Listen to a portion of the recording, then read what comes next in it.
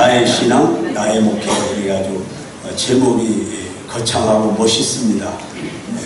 그리고 뭐 아까 누가 얼핏 얘기 들으니까 은혜 받는다 뭐 이런 얘기를 하는데 전 그런 생각을 해봤어요. 제가 교단 총무로 있을 때부터 우리 교단 목사님들 앞에서 설교를 사실은 여러 번 했는데요. 그때마다 조금씩 느끼는 게 뭐냐면은 설교라면은 달인이 되신 분들 앞에서 제가 설교를 하는 것이 어쩌면 번데기 앞에서 주름 잡는 격이구나 하는 그런 생각을 사실은 늘 해봤어요. 그리고 나는 나름대로 열심히 하는데 뭐 아멘도 그냥 별로로 하고 말이지. 그러니까 그래서 오늘은 그렇고 저렇고 그러니까 그런 대로 그냥 한번 해보자. 이래서 힘도 별로 쓸 힘도 없고 왜냐면은요 내가 지금 이렇게 우리 집사람한테 가끔 그 말을 들어요. 당신은 왜 안 하던 것을 해요? 그래요. 뭘 하느냐 그랬더니 자꾸 설교를 하면서 그런다는 거야. 그래가지고 이게 말하는 소리가 늙어서 그렇다는 거죠. 그래서 이게 벌써 그렇구나 하는 그런 생각하고 근데 여기 와서 제가 뭐 주름 잡아봐야 그럴 것 같구나 하는 생각이 들어서 한번 그냥 내가 오늘 간증이나 하고 끝나야 되겠다 하는 그런 생각을 했어요. 그리고 제가 지금 내일 일찌감치 가야 돼요. 왜냐면은 지난 새벽 3시에 우리 성도 한 분이 돌아가셔가지고 오늘 새벽 기도 마치고 하루가 더 평택 그 중앙장례식장에 가서 임종예배를 드리고 그러고 이제 그 장례 절차를 이렇게 하는 중에 발인 뭡니까 그 입관 예배를 내일 오후 1시에 하게 된다. 그래서 요 틈이 좀 있어요. 그래서 오늘 저녁에 또 설교도 또 하라고 그래가지고 나 사회국장한테 뭐 와이프 쓴 것도 없는데 오늘 하라고 그래가지고 또 하기도 해야 되겠고 그래서 피객김에 안 올라다가 1시에 근데 내일 아침 먹고 일찍 가면은 될 것 같아서 이렇게 왔는데 사실 오늘 아침에 새벽 기도를 마치고 원고를 좀 정리해 갖고 와서 설교를 한번 해봐야 되겠다 생각을 했는데 원고 정리도 못했고 피객김에 잘 됐다 이렇게 됐습니다. 그렇게 아시고 제가 두 가지를 이제 제목대로 내 신앙과 목회에 대한 것을 간략하게 말씀을 드리려고 합니다. 저는 간략하면 1시간이에요. 그러니까 뭐 여기 그냥 올라가는 것도 아니고 내려가니까 쉽죠, 그죠? 그냥 슬그머니 나가서 주무시면 되는. 자, 이제부터 시작을 합니다. 저는 충남 홍성군 서구면 어사리 731번지에서 1949년 2월 22일 날 태어났습니다. 음력으로. 이렇게 태어나서 내가 눈 뜨고 말도 하고 아빠가 누구고 엄마가 누군지 이렇게 보니까 우리가 좀 잘 그냥 사는 편이었어요. 이 동네에서 이렇게 볼 때 제가 자란 동네는 어촌이었습니다. 한쪽은 바다가 있고 한쪽은 들이 있고 이런 동네인데 그 동네는 지금까지 제가 시골 어느 동네를 가봐도 우리 동네 같은 동네가 없어요. 왜냐면 제가 사는 동네는 가운데로 길이 나고 우마차 하나 다닐 정도로 그냥 제일 가에는 찻길이 있고 두 줄로 바닷가와 이쪽 산 쪽으로 두 줄로 집이 쫙 지어져 있고 촉촉 붙어 있어요. 시골집들은 되게 듬성듬성 이렇게 있잖아요. 그런 동네가 4동네가 있는 동네가 제가 자란 동네. 엄청 커요. 그런 동네도 자라는데 그 동네는 뭘 잘하는 동네냐? 술 잘 먹고 싸움 되잖아. 아주 그래서 그 동네에서는 우리 서구면이라고 하는데 서구면 동네에서 어사리 그러면은 알아줬어요. 뭘로? 주먹질 잘하고 술 잘 먹고 욕 잘하고 욕대에 나가면은 1등 합니다. 내가 그 소리를 여기서 할 수 있어요. 그런데 여기서 입이 부끄러우니까 못하죠. 그런 동네에서 제가 자라났는데 제가 예수 믿으면서 이제 총각 때부터 청년 때 이제 구역예배 인도를 했어요. 그래서 우리 같은 면이지만 다른 동네에 나오는 구역을 맡아가지고 인도로 가니까 예수 믿지 않는 그 집사님 남편이 이 청년은 어디 사느냐 이렇게 물어서 어사리 삽니다. 그러니까 눈을 크게 뜨고 쳐다봐요. 아니 어사리에서도 이런 청년이 있어? 이런 거죠. 왜냐하면 못 되니까. 왜냐하면 우리 동네 지나가다가 안 맞고 가면은 이상한 그런 동네에서 제가 자랐어요. 그래서 주먹도 좀 큽니다 제가. 그때 배워가지고. 자, 그런데 제가 아주 어렸을 때는 예수를 몰랐죠. 그런데 조금 자라서 뭐 철 모를 때 예수님을 알게 됐어요. 그래서 저는 어사리에서 살았어도 그렇게 뭐 술 먹고 뭐 나쁜 짓 하고 막 이러는 데는 가까이 하지 않았습니다. 그러니까 나를 이상하게 보지 마세요. 자, 그런데 제가 어떻게 해서 예수님을 알게 됐느냐면은 제가 어렸을 적에 나보다 나이가 좀 많은 누나 한 분이 있었어요. 제 아버님 어머님이 딸을 셋 낳고 저를 낳았는데 셋 다 죽었어요. 그런데 내가 태어나서 죽었는데 셋 다 죽었는데 우이로 둘은 내가 기억을 못해요. 나를 업어서 키워줬다는데도. 그리고 이제 둘째 누나만 살아서 내가 알고 있는데 이 누나가 얼굴은 참 예뻤어요. 제가 어렸을 때 봐도 얼굴은 예쁜데 이 소아마비를 알아가지고 다리를 이렇게 한쪽 다리가 작아요. 그래서 절름절름 이러죠. 그러니까 여자가 그러니까 무척 비관을 하는 거예요. 내가 어렸을 때 보아도. 그러니까 이제 결혼도 안 하고 이제 나이가 이렇게 좀 그때는 말이죠. 나이 27, 28 이렇게 되면은 이거는 노처녀예요. 그때로 해서는요. 그런데 어느 날 보니까 우리 누나가 선을 보고 뭐 결혼을 한다는 거예요. 내가 어렸을 때. 그런데 보니까 이분이 우리 동네에서 좀 떨어진 동네에 있는 분인데 우리 누나가 다리가 그러니까 이분이 총각인데 우리 집으로 장가를 온 거예요. 그런데 나중에 알고 보니까 이분이 우리 동네에서 한 20리 이상 이렇게 떨어진 감리교회가 하나 있었는데 그때는 감리교회고 뭐 성결교회고 예수교 대한감대고 기독교 대한감대 전혀 몰랐어요. 저는 우리 신학교에 와서 뭐 교파가 있는 걸 알았으니까요. 전혀 몰랐습니다. 그런데 그때 그냥 교회라는 것만 알았죠. 교회라는 이름도 잘 모르고 이상한 사람들이 모이는 그런 정도로 알았어요. 멀리 있었으니까. 그런데 이분이 그 교회의 권사였어요. 이상하게 총각인데도 그때 권사가 됐어요. 난 지금도 이해가 안 되는 거예요. 그런데 그분이 지금 저 수요리 삼양감리교회 원로 장로입니다. 김상현 장로라고. 그분이 저희 매형이에요. 지금도 살아계셔요. 연세가 많지만. 우리 누나는 돌아가셨고. 근데 이분이 우리 누나하고 약혼하면서부터 우리 집에 와서 이상한 노래를 가르치는 거예요. 그때는 내 동생들이 여동생 하나 남동생 둘이 이렇게 있었는데 4살 터무지로 있었어요. 그러니까 아주 어리죠. 나도 어리지만. 근데 그때 뭘 가르쳤냐면 밥 달라고 우는 애기 품에 안고 돌면서 이 집 저 집 다니면서 애걸복걸 하건만 한술밥도 아까워서 바들바들 떨면서 길가에는 하얀 쌀밥 뭐 버렸다 이거 있잖아요. 안분 많이 있네. 이걸 가르쳤어요. 그리고 그때 당시에도 뭐냐면 하나님이 세상을 이처럼 이게 오래된 노래입니다. 이런 것들을 가르쳐줬어요. 그래가지고 이게 모르지만은 그걸 이제 배웠습니다. 그래서 사실은 저희 매형이 우리 집에서부터 복음을 전했는데 우리 동네는 전혀 모르고 배를 많이 부리고 농사 짓고 이러는 동네이기 때문에 우상을 무척 섬겼습니다.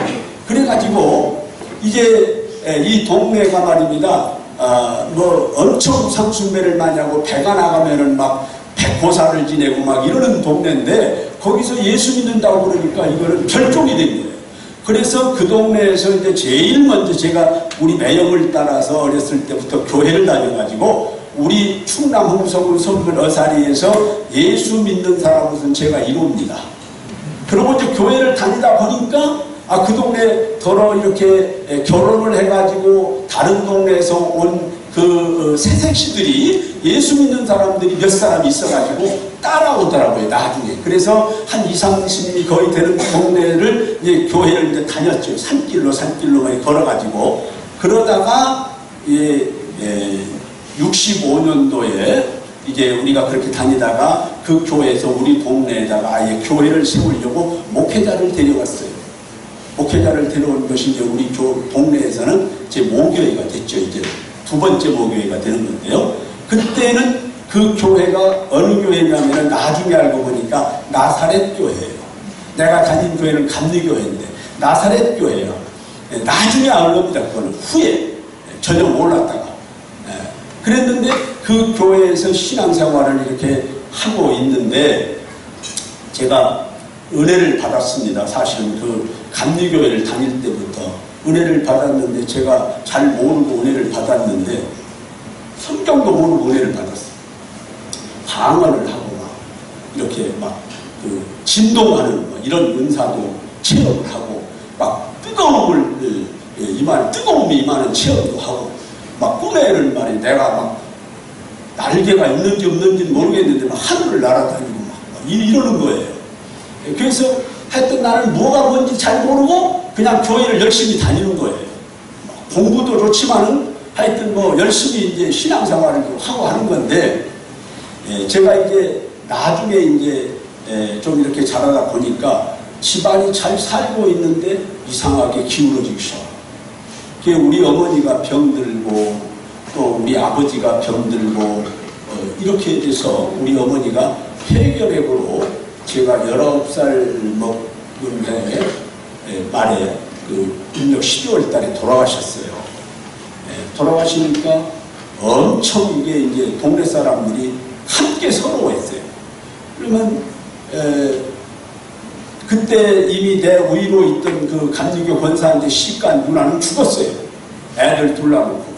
그리고 이제 내 밑으로 여동생 하나 남동생 둘이 있는데 셋이 있죠. 그러고 있는데 4살 터울이니까 뭐 막내는 엄청 어리죠. 근데 동네 사람들이 다 서러워하는 거예요. 근데 장례날이 되었는데 무슨 일이 있었느냐면요. 이제 그때는 막 처음 교회를 동네에다가 조그마한 흙벽돌로 지어놓고 이렇게 신앙생활을 하는 때이기 때문에 이게 교회에서 장례에 대한 것을 전혀 못하는 거예요. 지금 같으면 목사님이 가서 뭐 임종예배도 드리고 입관예배도 드리고 막 이런 식으로 해야 되잖아요. 이게 전혀 없는 거예요. 그리고 하필이면은 그날 목사님이 어디를 가셨어. 그럼 오지도 않고 연락할 길도 없고 전화가 있나 뭐 아무것도 없거든요. 그런데 이제 우리 어머니가 금요일날 돌아가신 거예요. 그러면 며칠날 장사 지내겠어요? 주일날 장사 지내요. 꼭 거기. 이틀 만에 장대를 지내니까요. 그런데 내가 그날 교회를 가야 되잖아요. 그런데 교회를 못 가고 장례 지내는데 말입니다. 그때 뭐 배옷을 막 이렇게 입고 뭐 머리다가 둥그런 걸 씌우고 장가 들고 장남한 사람은 뭐 이렇게 건을 씌우고 그런 사람들이 이렇게 둥그렇게 뭐 이렇게 새끼줄로 막 크게 해가지고 이렇게 씌우고 그러더라고요. 이래가지고 그걸 하고 있는데 우리 어머니 신체를 딱 생애에다가 갖다 올려놓고 생애 뚜껑을 덮고 이게 메고 나가야 되는데 그러다 제사를 지내는 거예요. 이 사람들이. 제사를 지내면서 나보고 절을 하라는 거예요. 그래서 난 그때 이미 내 아버지고 어머니라 할지라도 돌아가신 분에게 이게 인격적으로 이게 절하는 것은 우상이다라고 하는 것을 배웠어요. 제가 그때 이미 뭘 배웠느냐면요. 루터라노에서에는 초급반, 중급반, 고급반이라고 하는 성경 공부가 있었어요. 그걸 하면서 내가 죄인이라는 걸 깨닫고 또 우상이 뭔지도 깨닫게 됐고 왜 예수가 나의 그리스도가 되느냐 이런 것들을 알았어요. 그런데 그때 도저히 절을 할 수가 없어요. 그래서 동네 사람들이 막 절해라고 절해야 상해 나간다고 막 그러는 거예요. 걔는 아는구나. 처음에는 다 함께 울던 사람들이요. 내가 절을 안 하고 이렇게 서 있으니까 막 나중에는 뒤에서 욕을 하는 거예요.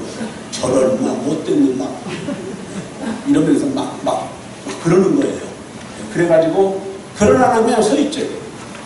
한 10분 이상 흘렀어요. 절을 안 하고.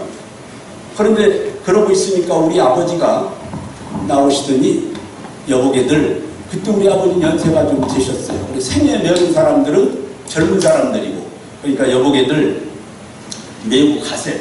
이 아이는, 나를 보고 하는 얘기예요. 이 아이는 지혜니 발뻗쳐놓고도 새벽 기도하는 아이세요. 왜냐면요, 그때 당시에는 시계도 없고 별 보고 새벽 기도 다녔습니다, 우리가. 그런데 상복을 입고 어디에 있었냐면 마루에 있어요. 한참 추운 시간만 우리 삼촌이야, 너 들어가 있어. 여기 얼어주고. 그래서 마을 위에 공석 자리에 앉아 있다가 방에 잠깐 들어가서 자고 일어나 보니까 새벽 기도 가는 시간이니까 늘 깨어지는 거예요. 그래서 상복을 입은 채로 새벽 기도를 갔습니다. 상복을 입은 채로 배를 이런 걸. 그래서 이것만 벗어놓고 보니까 덜 춥더라고. 다른 때보다 그거 누대기처럼 입어가지고. 예. 새벽 기도를 갔다 오는데 다른 날보다 기도를 좀 빨리 마치고 일찍 오는 거예요. 이틀 동안 그렇게 한 겁니다. 이틀 동안. 그걸 누가 봤느냐? 다른 사람은 몰라요. 우리 아버지만 알아요. 나를 보고. 그러니까 이 아이는 지혜비 발뻗쳐놓고, 그 말이 내가 그때 이야기한 거는 지혜비가 죽었는데도 새벽 기도 한다요. 그런 정도의 아이니까 탓하지 말고 그냥 매우 가자는 겁니다. 그래서 그러니까 사람들이 에이 그러더니 막 매우 가요. 그러고 장사 지내고 가는데 그때가 음력 12월 19일이니까 얼마나 춥겠어요. 동지 섣달. 그런데 이 생애면 사람들이 나를 미워서 그런지 얼마나 빨리 가는지 내가 한 300m 뒤에 따라갔어요. 네, 산까지 가는 거예요. 거기서 한 1.5km 정도 가는 거리인데 한 300m 이상은 떨어져서 갔어요. 가다 못 가가지고. 그러고 신앙생활을 하는데 그때부터 동네 사람들하고 단절이 되는 거예요. 친구들하고도 이게 가까이 안 되고만. 그래서 우리 동창들, 여자애들 보고는 예 그러면서 교제를 했어요. 무슨 일이 있으면. 야, 자, 이거 안 못하고. 그런 정도였어요. 그래서 나는 그냥 천물에 기름 돌게 됐습니다. 그러고 동네에서 나보고 이 별명이 목사였어요. 그래서 내가 결국은 목사가 됐지만. 그런데 이제 그러고 났는데 그때까지만 해도 제가 잘 살고 잘 먹고 행복했어요. 그러고 났는데 2년 만에 제가 2년 만에 우리 아버지가 또 돌아가셨어요. 우리 아버지가. 그러고 나서는 우리 아버지가 돌아가시고 보니까 집, 논, 밭, 모든 재산에 그 등기 있죠, 문서. 등기가 다 다른 사람들이 가 있어요. 그 사람들이 이걸 담보로 잡고 돈을 빌려준 거예요. 그래서 제가 우리 아버지 돌아가신 후에 집, 논, 밭 엄청 많은 걸 다 팔아버리고 빚 갚고 나니까 지금으로 말하면 한 300만 원 정도 이렇게 남았어요. 그게 뭐 그거 가지고는 안 되잖아요. 그래서 우리 동생 아이들은 이제 그 중학교를 그때 다닌 나이가 있고 초등학교를 들어간 아이가 있고 그랬는데 삼촌 집에 맡겨가지고 이게 학교를 다니도록 이렇게 해서 맡겨놓고 저는 저대로 가서 이런 일도 하고 저런 일도 하고 해서 돈 벌어가지고 아이들 학비 내줘야 되고 뭐 이런 거를 했습니다. 그러면서 열심히 이렇게 신앙생활을 하는데 그때부터 마음에 이 서러움이 오고 말이죠. 또 동네 사람들이 그렇게 나한테 잘하고 이러던 사람들이 엄청 냉정해지는 거예요. 제가 이제 잘 살 때는 그랬구나, 내가 못 살으니까 이러는구나, 이런 생각이 드는 거예요. 그래서 나는 사람을 의지할 게 아니고 하나님만 의지해야 되겠다. 이제 그런 생각을 가지고 사는데 점점 사람이요 이상해지더라고요. 마음에 서운한 마음, 섭섭한 마음, 이 서러운 마음, 이런 것들 때문에 찬송을 부르며 사는데 이 찬송 생활이 여러분 참 중요하다는 걸 내가 그때 깨달았어요. 나중에 찬송을 부르는데 나도 모르게 언젠가 무슨 찬송을 다루냐면 옛날 합동찬송가 253장 있어요. 알죠?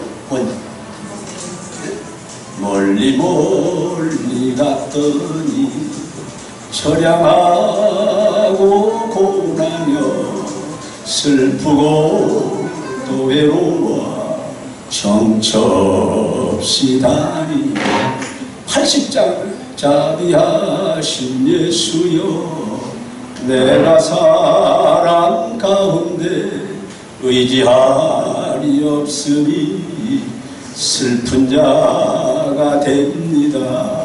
이러면서 노래를, 찬송을 엄청 많이 부르는데 맨날 그런 노래만 부르는 거예요. 이 전혀 이 소망을 얻고 뭐 이렇게 슬프고 외롭고 뭐 이런 거 말이야. 그리고 조금 나은 찬송을 전무여 의지 없어서 손들고 옵니다, 이런 노래. 그런데 그러다가 어느 날 우리 교회가 부흥회가 열렸어요. 부흥회가 열렸는데 어느 강사님이, 좀 젊은 강사님이에요. 그런데 오더니 이분이 다른 어떤 강사들보다도 조금 좀 이렇게 특이하게 이렇게 집회를 인도하더라고요. 그런데 이분은 뭘 하느냐면은 뭐 유행가도 좀 막 불러 쌓고 말이죠. 뭐 별소리를 다 하고 막 그러는데, 그 중에 하나 내가 얻어받은 게 뭐냐면요, 이런 얘기입니다. 여러분 이 대중 가수들이 있었죠. 그때 당시에 가장 많이 사람들이 말하는 사람이 누구였냐면은 이 배호노래였어요. 배호노래가 뭐냐면은 돌아가는 삼가시 안개 낀 장춘단 공원 누구를 찾아왔나. 이 사람이 노래를 부르면서, 여러분 보세요. 차중락이가 부른 노래가 뭐 있어요? 또 낙엽 따라 가버린 사람, 이런 거를 노래 부르더니 이런 사람은 다 가버렸다 이거야. 그러고 내가 가만히 그때 들어보니까 비 내리는 명동거리니 뭐 이런 거, 그 배우노래에는 왜 그렇게 안개가 많이 끼고 막 비가 내리는 거야. 그런데 그 인생이 내 인생하고 똑같은 것 같아요. 근데 그런 사람들이 다 가버렸다는 겁니다. 그런 노래 부르면 안 된다는 거예요. 그런 노래 부르지 마라. 또 권혜경 씨 아시죠? 산장의 여인을 부르는 분 있잖아요. 권혜경 씨. 그분이 권사로 살다 죽었습니다. 그래도 권사로. 그죠? 근데 이 권혜경 씨가 그런 노래 부르죠. 아무도 날 찾는 이 없는 외로운 이 산장에 단풍잎만 차곡차곡 떨어져 쌓여있네. 세상에 버림받고 사랑마저 물리친 몸, 뭐 이러면서 그런데 그분이 나중에 내가 알아보니까 권사가 됐다는 거야.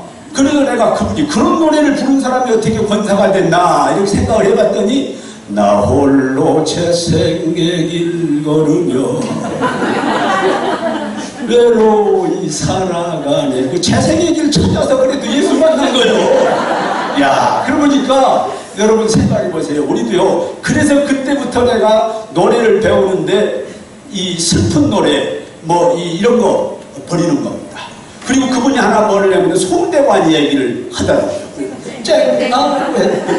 돌아오는 이게 히트쳐가지고 그 사람 다 망한 자리에서 일어났다는 거죠.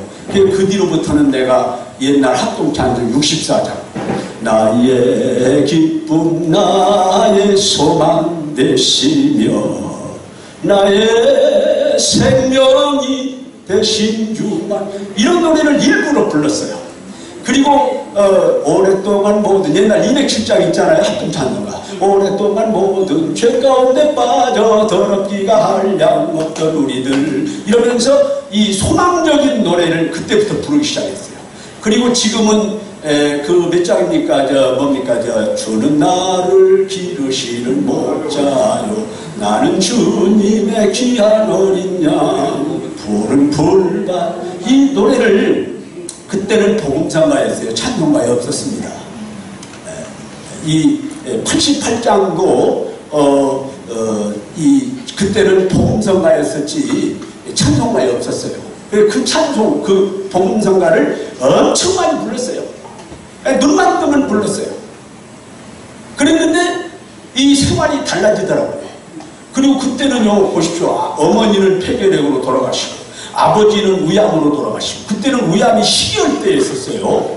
근데 우양으로 죽고, 폐결핵으로 죽고, 이랬거든요. 이러니까 동네 사람들이 저 집안은 이게 쉽게 죽는 집안이다. 이런 생각을 한 거고, 그리고 나는 그때 이제 나이가 한 24살 이렇게 됐는데, 결혼을 빨리 해야 되겠는 거예요. 왜냐면은, 동생들이 셋이나 있는데, 집안 기둥을 세워야 이게 뭐 되는 거 아니겠어요? 그래서 어른들이 자꾸만 너 할 수 있으면 하면 좋겠다 이러는데 결혼할 대상이 있어야지. 내가 가까이 가면 여자들이 난 오리 가면 그들은 심리가 도망가요. 왜? 폐병 오르고 우양 걸릴까. 그리고 이제 재수 없는 남자가 돼 있는 거잖아요. 그죠? 재수 없는 남자. 이게 그래서 그럼 그때만 해도 제 집안은요, 60을 넘은 어른이 없었어요. 일찍 죽어가지고. 단명하는 집안이라 이게. 걔네가 하나님 앞에 나중에 기도하기를 그랬어요. 하나님, 나는 조금 오래 살고 싶습니다. 그랬더니 아직 살려줬어요. 네. 그런 일까지도 있는데, 그런데 이상하게 내가 그 노래를 바꾸고, 찬송을 바꾸고, 이랬는데, 바닷가를 거닐면서 말입니다. 밤새도록 슬픈 노래 부른 거예요. 이 파도 치는 옆에서만. 그랬는데 이제는 바꾸고 나니까 무슨 일이 벌어졌느냐면요. 저희 지금 아내가 여기 있는데, 그때 제 아내는 서울 그 종로상가에서 있었을 때고 저는 저 시골 깡통에 있을 때인데, 우리 동서 지금 저기 서울 천호동 광성교회 장로인데 그분이 나한테 자기 처제를 소개해 준다는 거야. 그래서 지금 제 아내를 이 소개로 만났습니다. 그리고 만났는데 만나고 보니까 나중에서 내가 이제 이 집안을 알았는데 다 예수 믿는 집안이에요. 그것도 지금 나중에서 아는 일이지만은 통합측 장로교 골동품 있잖아요. 통합측 집안들이 전부 뭐 목사도 있고 장로도 있고 막 이런 집안들이. 그게 나중에 보니까 하나님이 나에게 큰 복을 주셨어요. 그런데 무엇 때문에 주었느냐? 찬송을 바꾸니까 복을 주었어요. 네, 그래가지고 이렇게 만나서 결혼을 하게 되는데 믿음은 내가 좋았어요. 뭐 있는 것도 없고 뭣도 모자르고 뭣도 모자르지만은 내가 믿음은 좋았어요. 왜냐하면 이 사람이 이 서울서 있으면서 나를 보러 오려고 언제 오냐면은 토요일 날도 막 그때는 근무했잖아요. 그러니까 주일날만 쉬니까 일찌감치 이제 언니네 온다는 핑계로 나를 만나고 오는데 날 보고 어디냐면은 광천이 열차역이거든요. 가까운데 그럼 나오네. 근데 나는 그 시간이 뭐냐면은 주일학교 아이들을 가르치는 시간이야. 내가 주일학교 교사부장이었거든요. 그때 당시에. 난 안 가. 올라오면 안 가. 그런데 결혼을 해서 이제 사는 거예요. 결혼해서 사는데 동네 사람들이 이상하게 보는 겁니다. 왜 그러냐면은 저런 집안에 저런 여자가 시집 올 리가 없는데 이런 식으로예요. 우리 사촌 형수도 그렇게 의심을 했답니다. 그런데 제가 결혼하고 나서 1년 좀 지났을까 1년쯤 있을 때 임신을 했어요. 아이를. 우리 지금 큰딸 아이를. 그런데 이 사람이 그때 이제 동네에서는 뭘 하냐면은 한 집에 한 사람씩 나가서 바다에 가서 반지락을 파는 거예요. 자기 몫으로. 그러니까 안 파면 끝나는 거고. 그러니까 이 사람이 욕심이 생겨가지고, 이따 보세요. 욕심이 많겠네요. 가서 반지락을 호비로 막 파니까 임신한 사람이 먹을 것도 제대로, 그때 엄청 제가 어려웠었어요. 생활적으로는. 그러니까, 이게 정신은 멀쩡한 사람이지만은 이게 애쓰니까 말입니다. 임신한 사람이 바다에서 기절해가지고 넘어졌어요. 그러니까 사람들이 그러면 그렇지 그렇게 가난하고 아무것도 없는 집에 저런 멀쩡한 여자가 시집 올 리가 있나. 간지러니까. 간지를 하는 여자니까 슈점이 있어서 저런 사람한테 시집 왔지 이랬다는 겁니다. 그것을 우리 형수까지도 그렇게 생각했다는 거예요. 사촌 형수까지. 근데 그거 아니거든요. 아직 멀쩡해요. 그게 아니잖아요. 근데 하나님이 축복해 주신 줄은 모르고 흠이 있어서 간지러니까 시집을 줄 알았다. 그런데요, 그때 아무것도 없이 결혼을 했어요. 회복이 안 된 상태에서. 그런데 결혼하고 나니까 하나님이 차차차차 복을 주시더라고요. 그러니까 여기 장가 안 간 사람은 빨리빨리 장가를 가야 돼요. 그런데 그때에 이제 무슨 일이 벌어졌느냐면요, 사실은 생활이 너무 어려워가지고 눈 뜨면 지옥이고 눈 감으면 천국이었어요. 왜 그러냐면은 밤에 자면은요 너무너무 기쁘고 좋은 거예요. 꿈에 말입니다. 막 이렇게 막 하늘을 날아다니고, 그때 고속도로도 뭐 부산 경부고속도로가 나느냐 안 나느냐 그럴 쯤인데도 말입니다. 막 어떤 도로인지도 모르는데 하얀 그 점선이 말입니다. 내 앞으로 팍팍팍 지나가는 그런 이상한 차를 타고, 무슨 차인지 보이지도 않고 앞만 보이는 차를 쫙 가는데 기분이 째지는 겁니다. 밤에. 그러고 이제 밤에도 말입니다. 이렇게 기도를 하는데 말입니다. 나는 몰랐는데 내가 방언 기도를 엄청 많이 했습니다. 그런데 밤에 기도를 하다가 내가 깨나요. 깨나다 보면은 내가 방언 기도를 하고 있었구나 하는 걸 알아요. 왜냐면 방언을 기도를 하면서 깨나니까. 예. 그런데 그 기분은요 말로 다 할 수 없습니다. 여러분 한번 해봐요. 얼마나 좋은지 말이에요. 예. 며칠 굶어도 좋아. 예. 막 이 방언 기도를 하는데 말입니다. 이 방언이 이렇게 액센트가 달라지면서 손 진동하는 것도 막 달라지고 말이죠. 막 진동하는 것도, 이 바지 터진 것은 수십 번이요. 네. 무릎 꿇고 뛰어가지고 지금까지 무릎 꿇어도 괜찮아요. 안 아파. 네. 자, 여러분 이제 그러면서 살아왔는데 조금 있으니까 하나님이 물질적인 복을 주시더라고요. 그런데 그때 내가 하나 말할 수 있는 게 뭐냐면요, 내 마음에 부요가 들어오면 하나님이 복 주신다. 그것도 믿음이에요. 물질의 복도 받는 것도 믿음이에요. 왜냐하면 세상 사람들이 가진 게 부럽지 않은 거예요. 전혀 부럽지 않고, 나는 아무것도 짓불도 없는데 내가 엄청 부자인 것 같이 느껴지는 거예요. 전혀 세상이 부럽지 않은 거예요. 그러고 나서 1년 반, 2년 되니까 물질적인 복을 주시더라고요. 물질적인 복을 주시더라고요. 그런데 이미 나는 그때부터 무슨 일을 있었냐면은 자꾸 사람들이 신학교 가라고. 신학교 가라고. 다른 사람들은 몰라도 담임 목사가 나보고 신학교 가라고. 담임 목사가. 목사님, 처자식은 누가 먹여 살리고 내가 신학교를 갑니까? 이런 거죠. 그런데 그때 나는 이미 벌써 내가 28살 뭐 이렇게 되지 보니까 뭐냐, 애들 셋을 다 낳았어요. 애들 원래는 5을 낳으려고 그랬거든. 오늘보다 얘기했지만 5 낳으려고 해서 저 사람이 못 낳게 해가지고서 못 낳은 거예요. 5을 낳아. 그때부터. 그때도 아니면 다. 그때는 아들 딸 구별 말고 하나만 나 잘 기르다, 이게 수로감이었어요. 그리고 예비군 훈련 가면은 이제 남자들 이제 정관 수술을 하면은 훈련도 안 받고 그냥 보내주고 이럴 때거든. 그런데 나는 그때 5을 낳아야 된다. 그렇게 이 사람하고 우리 집사람하고 약속을 했어요. 근데 어느 날 어디 내가 갔다 오니까 동네 여자들 가서 아예 못 낳게 하고 왔다는 거예요. 그래갖고 엄청 혼났죠. 나한테. 그리고 나중에 이제 나한테 큰 소리 한번 친 건 뭐냐면은, 대덕교에 부임을 해가지고 먹고 사는 것이 좀 어려우니까 그만 더 낳았으면 어쩔 뻔했어. 그때 이제 좀 한번 큰 소리 친 거죠. 네. 그러나 난 그렇게 믿지 않아요. 왜? 하나님이 10나면 10날만큼 복을 주시고, 하나 나면 하나만 날만큼 복을 주신다. 난 그렇게 믿고 있어요. 자, 그래서 그러고 있는데, 제가 사실은 방학간을 했습니다. 목회 나오기 전에. 방학간. 10월에 방학간 하세요? 누가 나보고 방학간을 사래요. 그래서 내가 빚 써갖고 샀어요. 빚을 어디서 얻었냐면은, 누가 이제 평택에 아는 사람이 있는데 돈을, 그 방학간을 살 수 있는 만큼 돈을 빚을 얻었어요. 얻어가지고 가져왔는데 어디다 갖고 왔냐면은 가마니 있죠? 벽가마니에다가 돈을 넣고 그걸 구부려가지고 막대기로 이렇게 피를 찔러서 가져왔더라고요. 현금으로. 그때는 수표도 없었던가 봐요.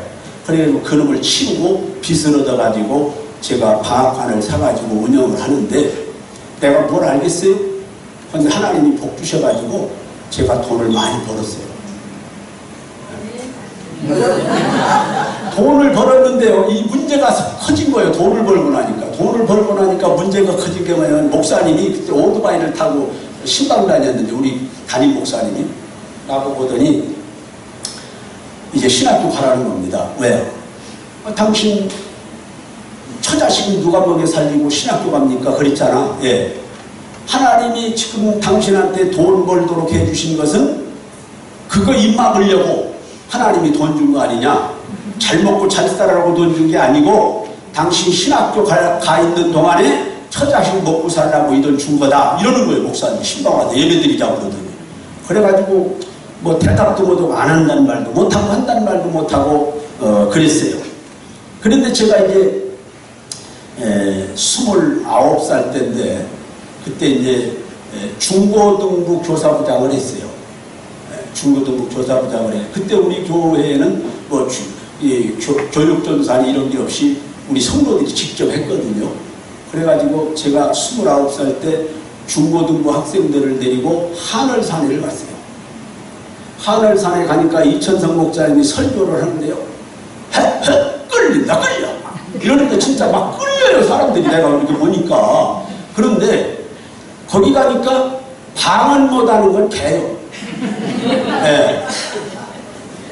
근데 이제 제가 가가지고 이튿날 되는 날 방언 테스트를 받으러 나갔어요. 그러면은 거기 와서 방언 기도를 새로 받은 사람만 테스트 받으러 나와라. 그러면서 그분이 겁을 주는데 뭐냐면은 마귀 방언도 있다는 거예요. 그래서 나는 거기서 방언은 사람을 안 받고 일찍이 벌써 받았지만 방언 테스트 받아본 적은 없어. 그래서 거기 가서 이제 테스트를 받아보려고 나도 나갔어요. 그런데 곳곳에서 나 같은 사람이 서가지고 인마 나오지 말라니까 왜 나왔어. 그런데 잘못됐다 소리만 안 해도 되잖아요. 그죠? 방언을 하는데 너 마귀 방언이라고 그래. 너 하지 마 너는 이런 사람도 있어요. 근데 방언 왜 나왔어 이러는데 하지 말라고만 안 하면 그게 된 거잖아요. 그 소리라도 들으려고 그냥 나갔어요. 그리고 내 뒤에는 지금 저 원양에서 술복음교회를 하는 강영구 목사가 그때 고3짜리가 거기 이제 참석을 했어요. 그리고 거기서 방언 은사를 받았어요 얘가. 그래가지고 걔는 내 뒤에 서고 나는 앞에 서고 가서 한 2시간 만에 차례가 왔는데 방언을 하라는 겁니다. 이렇게 한쪽에 이렇게 기대고 서가지고 그분이 공부하잖아요. 왜 의족했잖아. 이렇게 가지고 이러는 거예요. 방언을 하라고. 방언을 했더니 이 다른 사람들 한 번 하면은 됐다 잘 받았어 그러고 덩어리를 쳐서 이렇게 밀어서 보내요. 근데 또 한 번 하라는 거야. 또 한 번 했지. 그랬더니 목사나 해라 이러는 거예요. 그 방언을 2번을 하고 하더니 목사나 하라고 그러는 거예요. 그 덩어리를 미는데 내가 돌아서면서 목사님 뭐라고요? 그러니까 목사나 하라고 이러는 거예요. 그런데도 자꾸 나는 내 길을 의심하는 거예요. 그래서 내 뒤에 있던 강영구를 보고 지금 강영구 목사인데 그 사람을 보고 야 나보고 뭐라고 해? 목사나 하라잖아요. 이래가지고 꼼짝없이 그해 집에 돌아와가지고 제가 나이 30 먹던 해에 우리 감리 신학교에 왔습니다. 근데 나를 우리 감리 신학교에다 갖다 넣어준 사람은 우리 담임 목사예요. 그분이 나사렛 교단 목사예요. 나중에 알고 보니까. 그때 당시에는 나사렛 교단은 저 영등포 등촌동에 있었고 우리 신학교는 용산의 신신국 목사님 교회에서 했어요. 나사렛 교단은 그때 영등포 등촌동에 그것도 그 무인자 신학교로 다 있었습니다. 그런데 그 신학교들이 예성과 나사렛과 예감과 또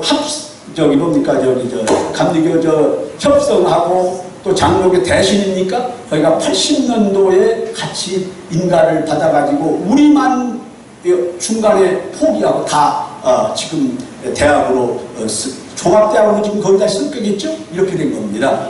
그랬는데 내가 왜 나사렛을 안 가고 감리의 신학교로 왔느냐? 내가 방언을 하는데 그때만 해도 나사렛은 나사렛 성결이라는 말이 안 붙었었어요. 그냥 나사렛. 그랬는데 나사렛 교단은 방언을 하면은 제로다. 방언을 하면 안 받아줘. 이게 방언하는 사람은 절대 아니에요. 그때 나사렛 교단. 지금은 어떤지 모르겠습니다만 방언을 하는 사람은 불합격이에요. 그러니까 이 목사님이 나를 알잖아요.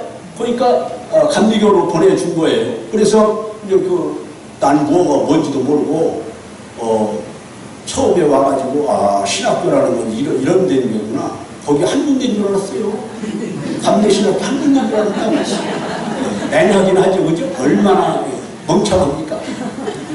나중에서 이제 뭐 어디도 있고 이렇다는 걸 알았는데, 그때 우리가 들어올 때만 해도 수십 명이었어요. 신학생들이 수십 명. 그랬는데 나중에 졸업할 때쯤 되니까 손감도 오고 다 둘만 남았어요. 물론 졸업은 이후에 했지만 나중에 졸업하고 목회할 때쯤 되니까 서승억이니 유영순이 뭐 이런 사람들까지 같이 한 사람들까지 다 어디로 가버렸어요. 신학생 때부터 한 3학년 때부터 어디로 가자고 유혹받은 것이 제가 몇 년 전까지도 그런 일이 있었어요. 유혹 다른 데로 가자고, 저다로 가자고. 당신 가면 된다고. 저는 하나님이 다른 데로 보낼 것 같으면 그때 애초에 다른 데로 보냈지. 뭐 여기다 보낼 필요 있느냐. 그런 생각 때문에 움직이지 않았습니다. 그랬더니 나보다 잘난 사람들이 다 도망가가지고 내가 감동한 거 아니야? 야, 도망가는 것도 괜찮더라고. 그런 사람들이 안 도망갔으면 나는 참 지금 삐리리 하는 인생이지. 여기 와서 지금 설교를 감히 생각도 못하는 사람이에요. 네. 그러니까 여러분 누가 도망가거나 그냥 놔둬.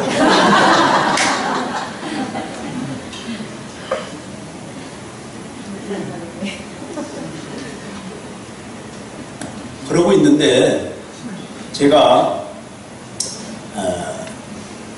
신학교를 들어가서 공부를 하는데요. 얼마나 애로사항이 많은지. 토요일날 내려가서 방앗간에 가서 일해야 돼요. 왜냐면 이상한 거는요. 내가 집에서 일할 때는 돈이 그냥 풍성했어요. 고인이 되신 이용근 목사님이 제가 2학년 때 우리 집에를 한번 와봤었어요. 깜짝 놀라더라고요. 이렇게 잘 사는 줄 몰랐더라고요. 이용근 목사님. 그런데 내가 신학교 가서 공부하는 동안에는 이게 돈이 자꾸 찌그러드는 거예요. 그래가지고 째고 이러는 거예요.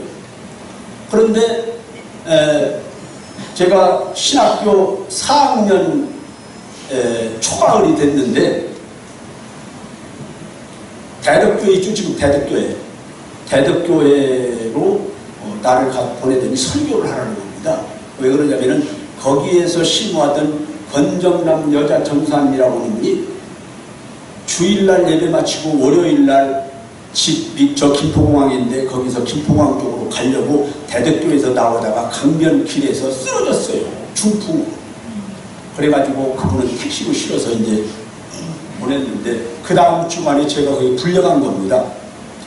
부임으로 간 게 아니라 임시 땡방을 간 거예요. 그래가지고 거기서 이제 그 교인 몇 사람이 있더라고요. 그런데 그분들이 저 이명구를 그냥 우리 교회 전사로 보내주면 어떻겠느냐. 이렇게 천거를 해가지고 그때 당시 저 강원 지방이 따로 없고 충북 지방에 예속돼 있었어요. 김일 목사라는 분이 지방회장이었는데 뭡니까 얘기를 해가지고 그러면 이명구를 여기다 그냥 대덕교회 전도사로 하자. 이래가지고 다 박수를 쳤는지 안 쳤는지 모르겠지만은 그렇게 하기로 했어요. 이거 됐는데 교인이 몇 사람 있어요. 가보니까.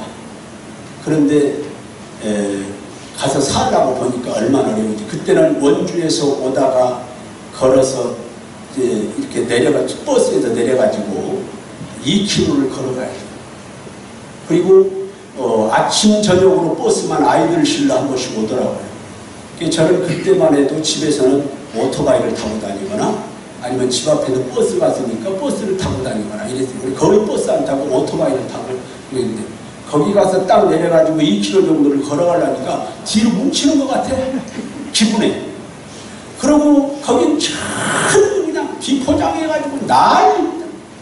집에 딱 가보니까 그 집들 교인들 집에 가보니까 초가집인데 기와지붕이 됐어. 왜 그렇게 해요? 다 썩어가지고 이게 고랑이였어. 초가집이.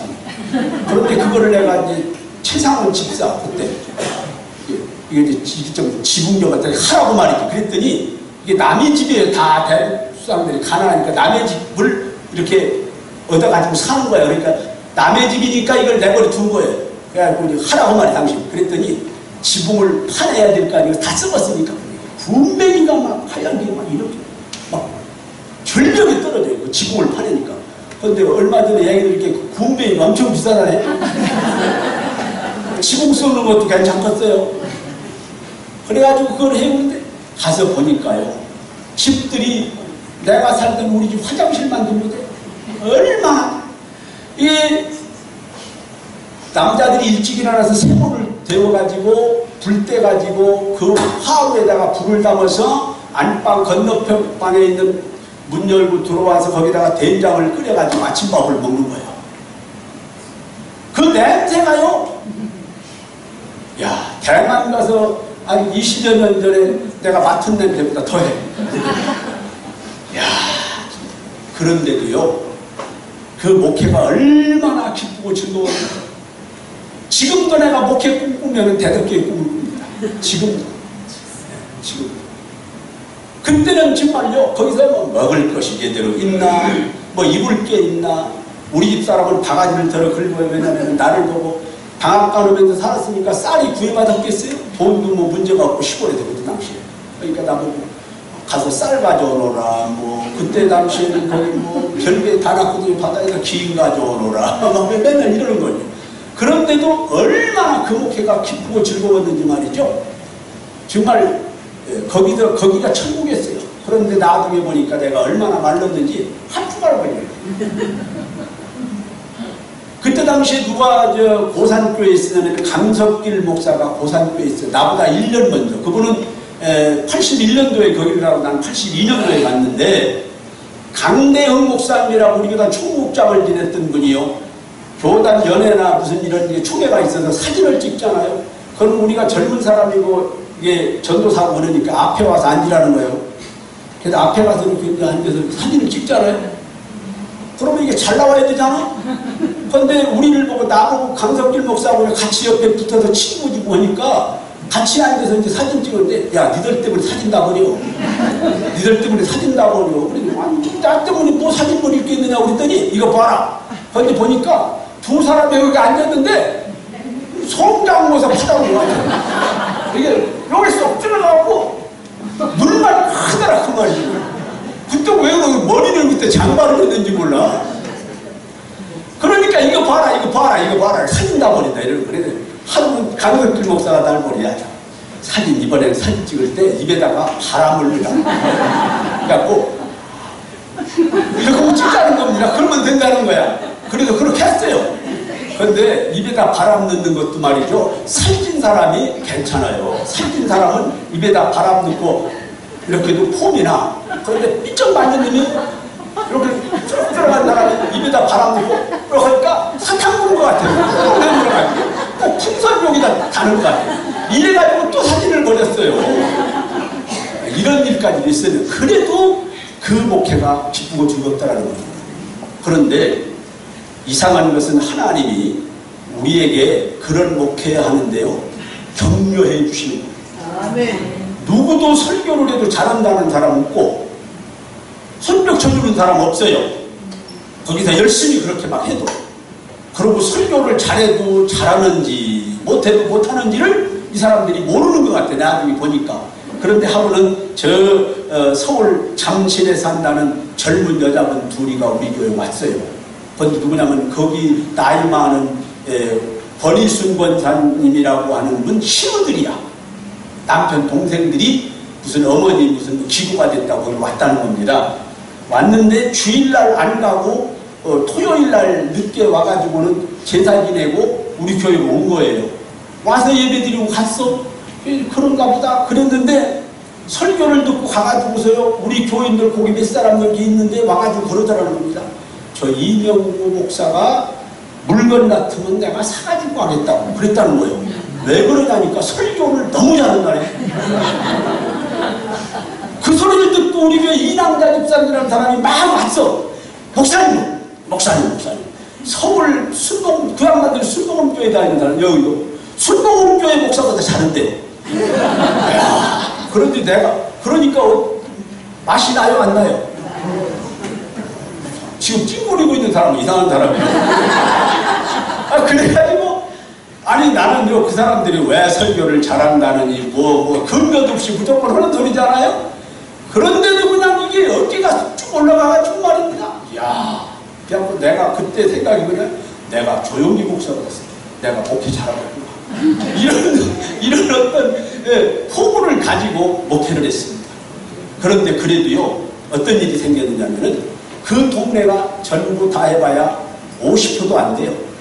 그 대덕교회 지금은 모르겠습니다만은, 이 두 동네, 한터하고 잼말이라는 이 동네가, 그리고 시족사회입니다. 원주의 시, 그리고 영월신시, 두 시족사회예요. 한 동네는 원주의 시, 한 동네는 영월신시다. 그런 동네 아주 골치 아픕니다, 여러분. 나중에 알고 난 그것도 모르고 그냥 철없이 했는데, 그런데 이 동네 사람들 가옥을 전부 세봐도 45가구인데 그 중에 5가구가 안식일교인들이 돼가지고 원주시에 나가. 그리고 나머지 3가정은 그 아래 지금도 있는데 변충구 목사라고 그때 전도사였는데 변충구 목사라고 하는 사람이 그곳에서 끌어갔어. 내가 오기 전에 이 전도사님이 왔다 갔다 할 때 시험차니까 그쪽으로 끌려갔어. 이러고 보니까 뭐 다 해와 30도 조금 더 돼가라 이러는데 야 여기서 뛰어가야 벼룩이겠구나 하는 생각이 드는 거죠. 이게 많이 안 나오겠다. 다 나와봐야 한 집에 하나씩 다 나와도 뭐 30명 조금 넘어 한 집에 하나씩 다 나와도. 그런데 그래도 열심히 하니까요. 하나님이 채워주시는데 거기는 강이 이렇게 껴있어요. 강에 있는데 강 건너에 있는 사람이 한번 교회로 왔어. 세 식구가 송주교, 지금 이름도 안 되는데 송주교 하고 그 여동생하고 그 어머니하고 3사람이 왔어요. 강 건너에서 어떻게 하냐면 걷고 왔어. 이렇게 빠져가는데 그리고 겨울이 되면은 얼음판 위로 오고 그것도 이제 큰 물이 가가지고 막 이게 홍수가 나면은 버스 타고 잘 돌아오고 하여튼 하나님이 그렇게 하는데 이분들이 자기네만 온 게 아니라 나중에는 무슨 당뇨병 걸린 사람이라고 데리고 왔어. 그리고 지금도 그 교회를 다니는데 연세대학 나왔다고 제하는 사람 하나 있어. 거기 가면 이름을 대면 좀 곤란하니까. 근데 그분이 토끼를 길렀어요. 앙고라 이 토끼를 기르고 있는데 그 옆에 그 무슨 기도원이 있는데 기도원 목사님이 술을 잘 드셔.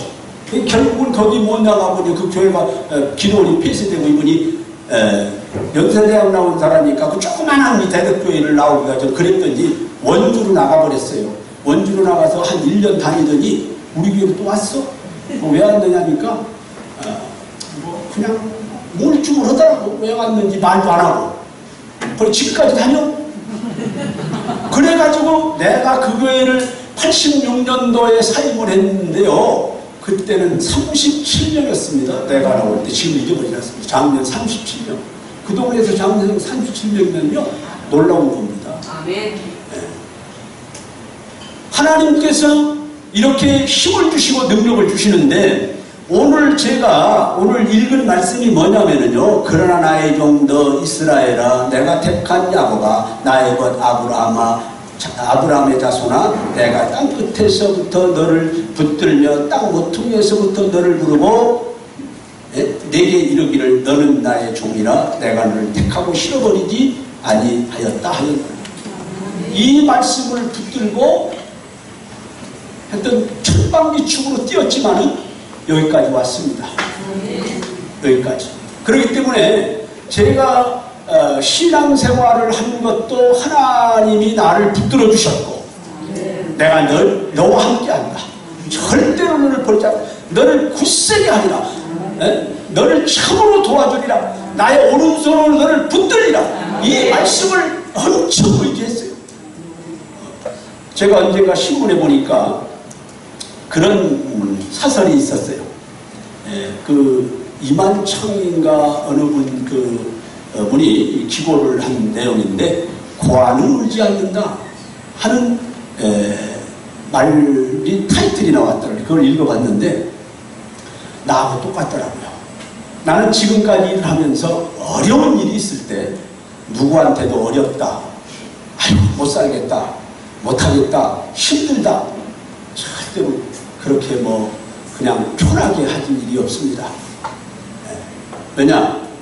뭐 내가 사실은 소년가장으로 살았거든요. 그렇기 때문에 누가 힘들다고 해봐야 알아주는 사람 없고, 그렇잖아요. 힘들다고 해봐야 내 입만 뭐 아프지 뭐 전혀 누구 알아줄 사람이 없어요. 저는 그것이 습관이 됐어요. 지금 아무리 어려운 일이 있어도 아이고 어렵다, 힘들다 별로 그렇게 말하지 않습니다. 저는 습관적으로도 그러고 실제로도 그럽니다. 제 아내가요, 자고 일어나서도 밤새도록 쉬었잖아요. 아이고 힘들어.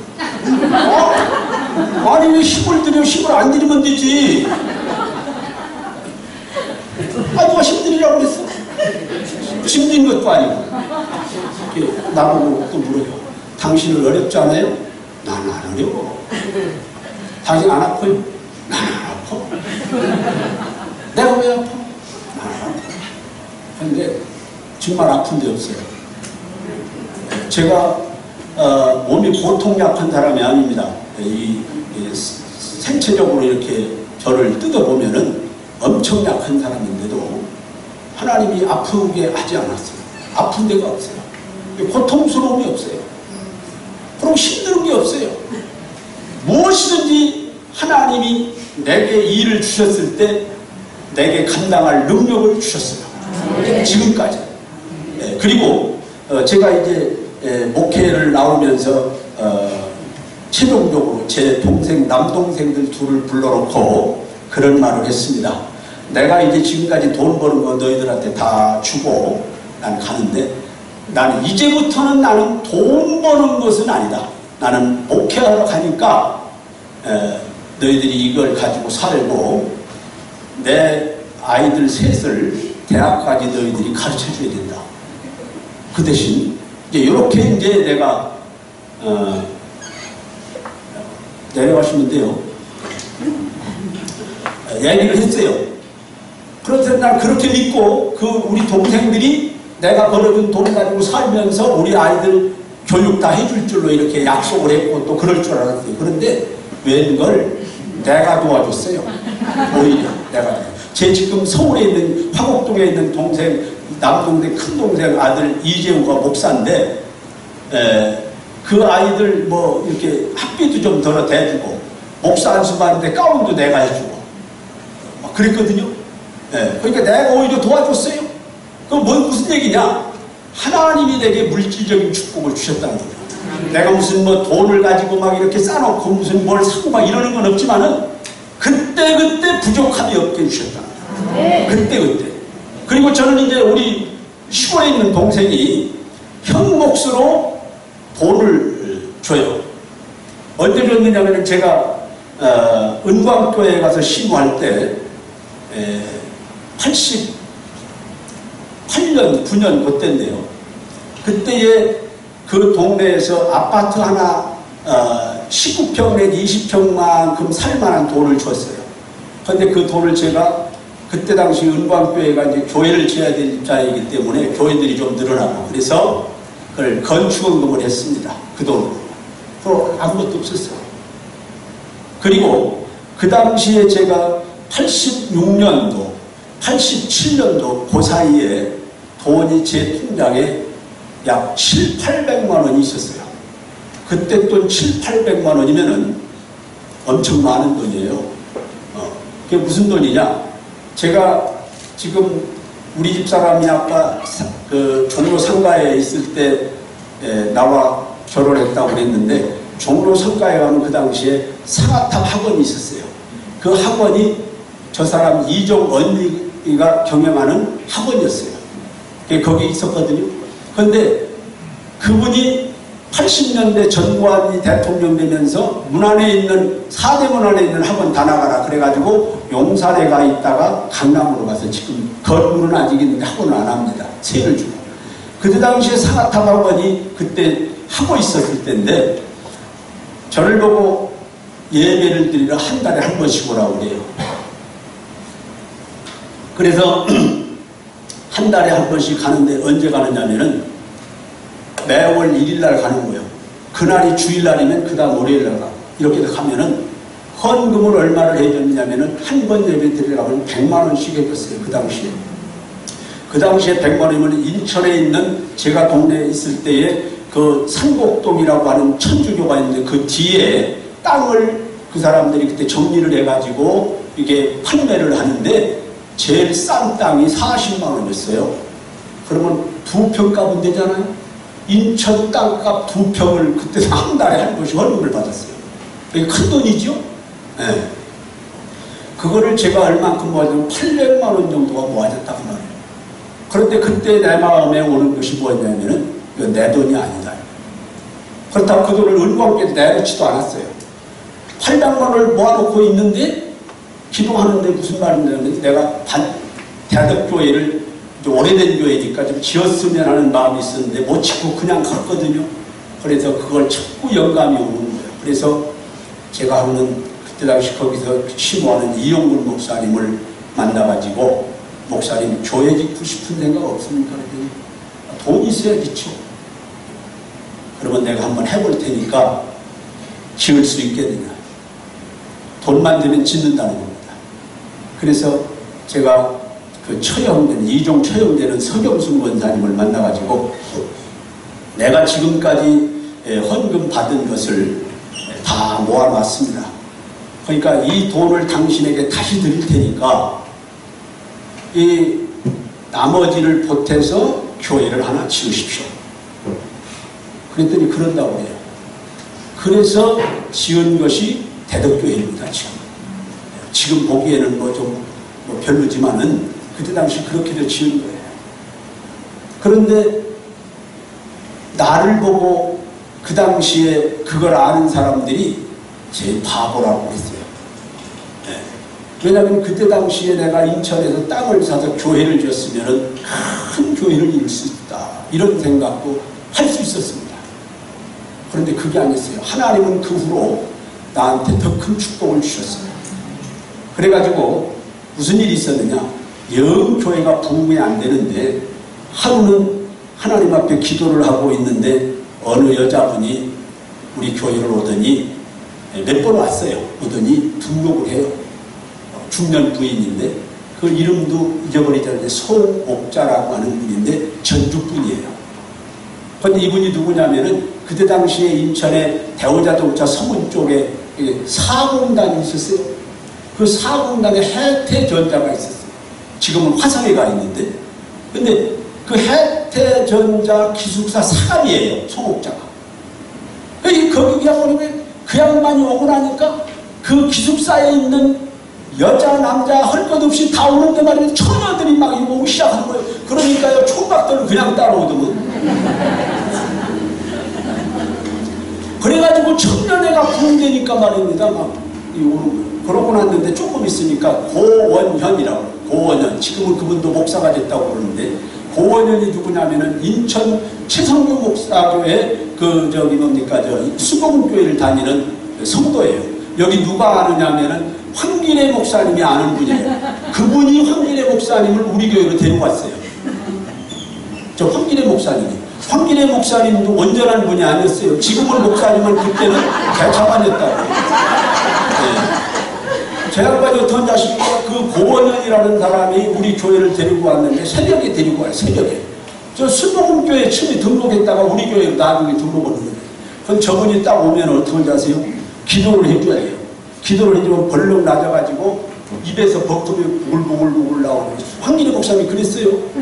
그래가지고 이게 누런 버금이 나오는데 화장지 두루마리 하나를 다 쓰고 본인이 있으니까 그러기를 몇 달 기도하고 나서 나왔어요. 그게 지금 목사 된 거 아니에요. 전상선 장로님은 그때 자기 부인인데도 교회 안에다가 이렇게 넣어주고 그 앞에까지 데려다주고 그냥 밖에 있었는지 갔었는지 모르겠어요. 지금 장로가 됐잖아요. 대단한 사람들이요. 제 양반들 간증을 하면 한도 끝도 없습니다. 이랬다고요. 그게 기적이 일어나는 겁니다. 교회가. 예. 그러니까 하나님은 우리가 바치는 대로 주신다는 그렇게 믿습니다. 그러니까 목회자도 있으면 바쳐야 되는 거예요. 내 거는 뭉쳐두고 뭐 성도들 받아, 이게 기적이 안 일어나는 거예요. 예, 이걸 알아야 된다는 얘기입니다. 목회자들이. 예? 그리고 목회자는 여기서 아무리 시원찮은 교회에서 심호한다 하더라도 이 교회를 발판 삼아서 다른 교회에 어디 가려고 생각하고 이 교회에서 삐리리하게 목회를 하면은 절대 하나님이 기뻐하지 않는다는 걸 알아야 돼요. 나는 그거를 여러 번 봤어요. 여러분 한번 보세요. 내가 누구라고 말은 못하지만요. 내가 대덕교에 있을 때 한 분 고산교에 있는 전도사님이 내 후배인데 거기를 왔어요. 그래 교회를 다시 짓는 겁니다. 거기 잠실 하다가 그걸 깎아버리고 교회를 짓는 어떻게 짓느냐. 우리 동네 고산 저기 대덕교회 옆에 산에다가 무슨 나무죠? 찌르는 나무 뭐예요? 그렇지. 낙엽송나무를 막 이런 걸 펴놨는데 이것을 단출점이 없이는 심고 원주를 못 나간다는 거예요. 그러면 이걸 나무를 이게 쪼개야 키워야만 이게 뭐 가시오도 짜고 뭐 기둥도 하고 할 거 아니겠습니까? 그러니까 가시오를 만들어야 되겠는데 통나무를 쓰고 그러니까 어떻게 하냐면 내가 그분을 보고 서울서 사는 분인데 당신 가서 말입니다. 청계천 가서 이 톱날 사와라니까. 큰 거 톱날. 톱날. 이래가지고 최상원 집사의 경운기에다가 편벨트를 걸어가지고 내가 나무를 켠 사람이에요. 기드란 뭡니까? 낙엽송을. 그걸 뭣도 모르고 켰는데 저녁이 잘 가니까 못 자겠는데 찔러서. 아, 이게 껍질이 다 까시더군요. 그게 난 그걸 몰라. 이치를 소나무 같은 줄 알고 해가지고 그걸 해가지고 가시오를 우리 손으로 만들어가지고 그때 그 고산교에 반목수가 있었어요. 반목수. 반시가 아니고 그냥 원자를 목수가 아니고 반목수. 그 사람하고 우리가 그 가시오를 만들어가지고 지붕을 하고 벽돌 싸고 해가지고 교회를 지어놨는데 이분이 서울서 누가 오라고 그러니까 인천서 오라고 그러니까 이 문도 안 달고 말이지 조인트 사가지고 얼른 가버린 거야. 가버리고 났는데 서울에 있던 전도사님이 또 한 분 거기를 왔어요.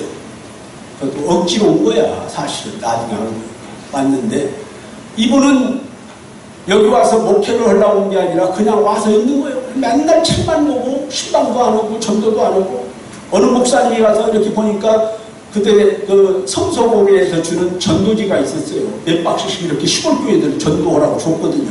그걸 이렇게 싸놨어. 내가 봐도 싸놨는데 가서 저거 왜 싸놨느냐. 빨리빨리 전도해야 되니까. 아, 내가 나중에 다른 데 가서 목회할 때 이름 써먹으려고. 돼요, 안 돼요? 네? 그러면 안 돼요. 그게 홀랑 불타버렸어. 사람도 죽고. 그러니까 여러분, 우리가 정신 목회자는 하나님이 대우를 잘해주십니다. 잘만 하면은 한 번도 긁어도 하나님이, 네?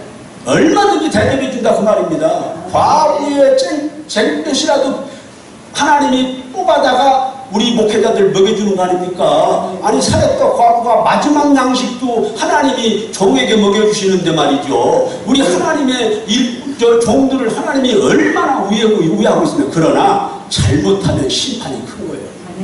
잘못하면. 그렇지 않습니까? 그렇기 때문에 우리는 정신 바짝 차려야 돼요. 얘가 뭐 우습게 알고 말이지 에이, 다른 데로 가야 되지 이런 생각 가지고 여기서 삐리리하게 목회하면 집불도 거기 가도 소용없어. 우리 교단에서 나가가지고 서울도 목회 신림동에는 교회는요 가지고 사실 쪽박 찼어. 여러분 아시는 분 아시죠? 쪽박 찼다고. 얼마나 유명한 목사님이고 신학교 때도 나하고 같이 공부했지만은 막 그냥 1등하고 2등하고 막 상 받고 막 이러더라. 나는 거기 명함도 못 내밀었던 사람. 내가 뭐 설교하고 있잖아. 그럼 뭐 하는 거예요? 네? 뭐 기감으로 가고 장로교 통합층으로 가고 합동축으로만 가면 그냥 저절로 그냥 하늘에서 축복이 떨어지고 능력이 나오나? 말도 안 되는 얘기다. 자, 한 가지만 말씀드리고 마치겠습니다. 저는 그런 생각을 해봐요. 신천지라든지 통일교라든지 무슨 JMS 정명석이라든지 무슨 어머니 하나님이라든지 뭐 이런 것들 보십시오. 그거 난리지 않습니까? 지금 기독교에서 그 부흥을 막느라고 난린 거예요. 그러면은 우리가 그들만 못합니까? 배경이 뭐냐? 열심히 하지 않는 거죠. 열심히 하지 않는 거지 배경이 약한 게 아니라는 얘기죠. 그렇기 때문에 우리는 절대로 우리 신앙적으로나 목회적으로 우리 자신을 너무 이렇게 미약한 것처럼 시집을 필요 없어요. 네? 하나님이 말씀했잖아요. 오늘 10절에서 내가 너와 함께다. 나 내 하나님이야. 이거 아닙니까? 나 내 하나님이야. 나 너를 위해 지금 존재하고 있어. 어쩌면 이런 의미지 않습니까? 내가 너를 굳세게 하리라. 우리가 포기하지 않는 한 하나님은 우리를 놀랍게 역사하신다는 믿음을 가져야 할 줄로 믿습니다.